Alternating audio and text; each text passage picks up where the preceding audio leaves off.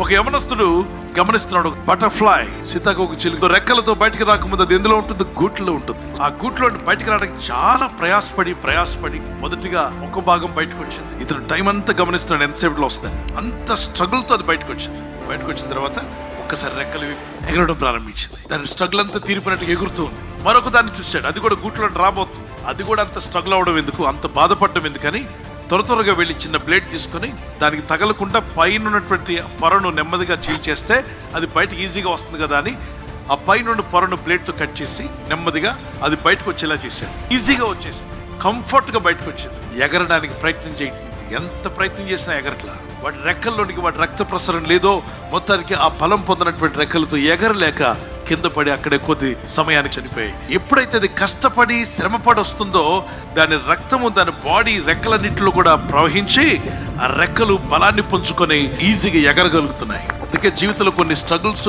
బాధలు మన మేలు కొరకే దేవుడు పెడతాడు. బాధలైనా, కష్టమైనా, శ్రమ అయినా, ఇబ్బందులైనా జయించడానికి ప్రయత్నం చేయి. అదొక నేచర్లో ఇవన్నీ సహజంగా ఎదురవుతుంటాయి. నీ జ్ఞానం కొరకే దేవుడు పంపిస్తున్నాడు. ఆ స్ట్రగుల్ ద్వారా బయటకు వచ్చినటువంటి ఆ పురుగు ఎగరగలిగింది. కొన్నిసార్లు కష్టాలు మన మేలు కోసమే, ఇబ్బందులు మన మేలు కోసమే, అది కావాలని మనం తెచ్చుకునే కాకుండా అనుకోకుండా వచ్చి పడ్డాయా? దేవుని ప్రేమించే వారికి సమస్తము సమకూడి మేలు కోసమే జరుగుతున్నాయి. సమస్యల ద్వారా, శోధనల ద్వారా, ఇబ్బందుల ద్వారా వెళ్తున్నావు, నువ్వు ఎగిరే రోజు రాబోతుంది. నువ్వు దేవుని కొరకు ప్రకాశించే రోజు రాబోతుంది.